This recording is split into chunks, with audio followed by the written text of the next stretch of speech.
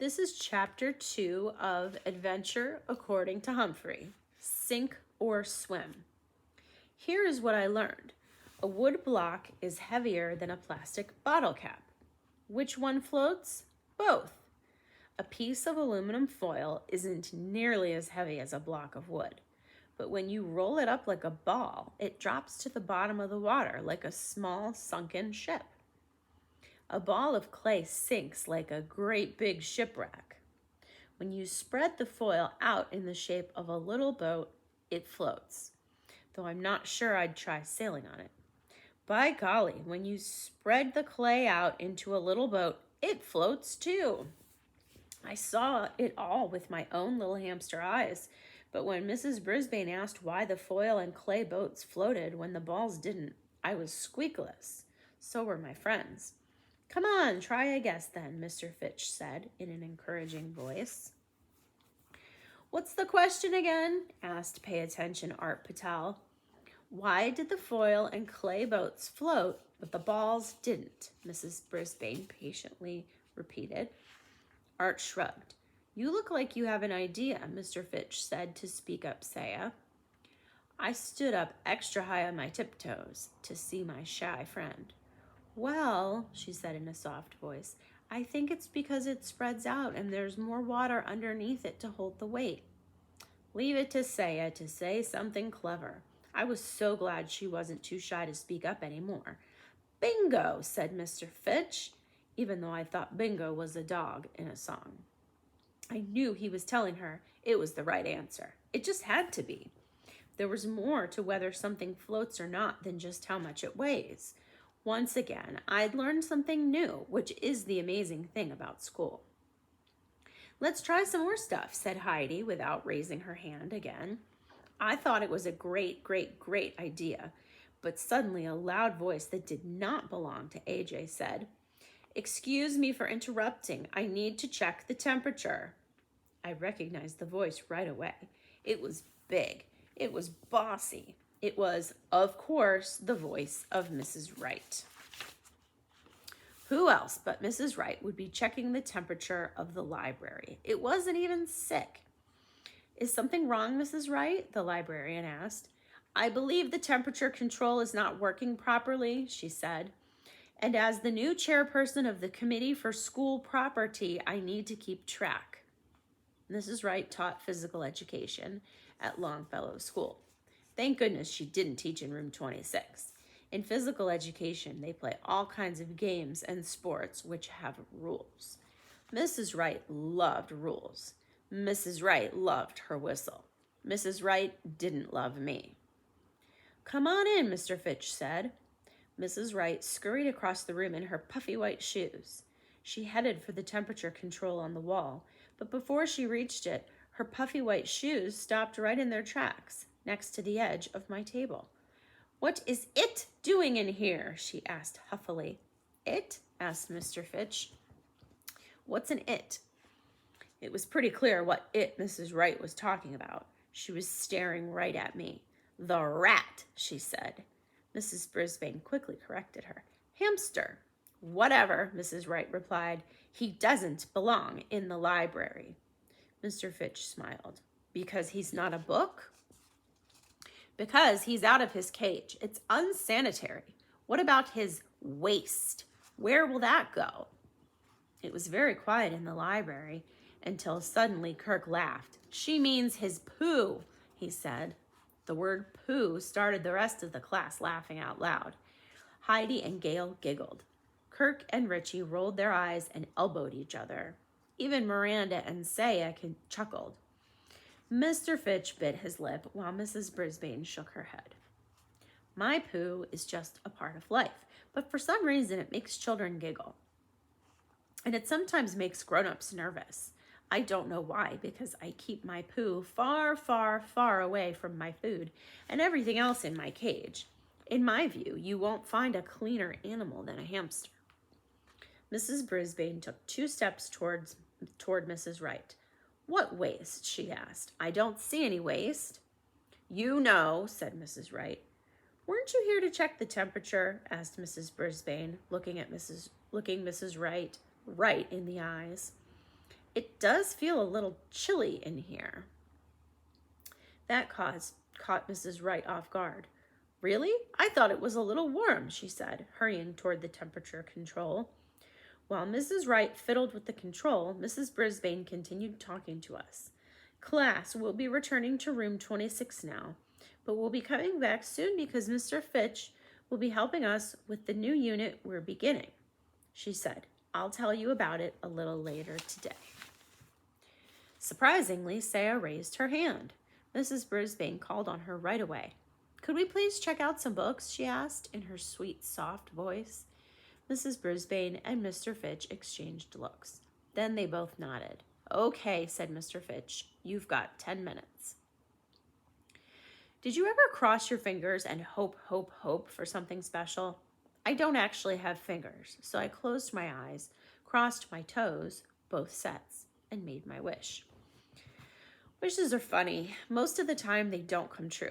Sometimes they come true and later you wish they hadn't. But once in a while you make a wish and it happens and it's a good thing. That's what happened in the library. I wished that Mrs. Brisbane would pick the pirate book about Jolly Roger. I couldn't check it out because I didn't have a library card. And what do you know? She did. Yes, yes, yes, I exclaimed as Garth carried me out in my hamster ball. I was so happy that when I saw Mrs. Wright leaning over the temperature control as I left, she didn't even worry me. Not very much anyway. My next wish came true after lunch when Mrs. Brisbane began reading that book to us. The full title was Jolly Roger's Guide to Life, and it was about a boy and a girl named Violet and Victor who are sent to spend the summer with their mysterious uncle, J.R. You can imagine their surprise, and mine, when he turns out to be a pirate called Jolly Roger, and he decides to teach them to be pirates too. Then they set sail to find lost pirate treasure. My fur tingled and I was hanging on every word when the teacher suddenly closed the book.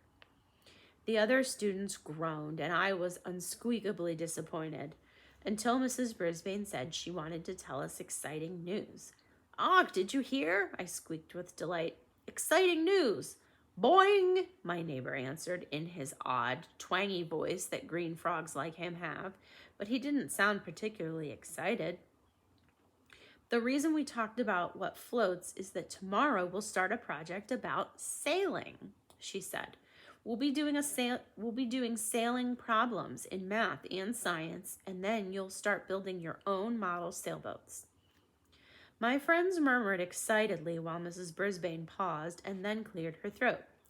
3 weeks from tomorrow, if the weather is good, we'll go to Potter's Pond for a contest to see which of your sailboats can get across the water first.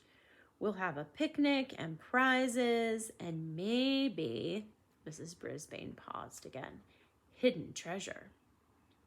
Potter's Pond, picnic, prizes, treasure.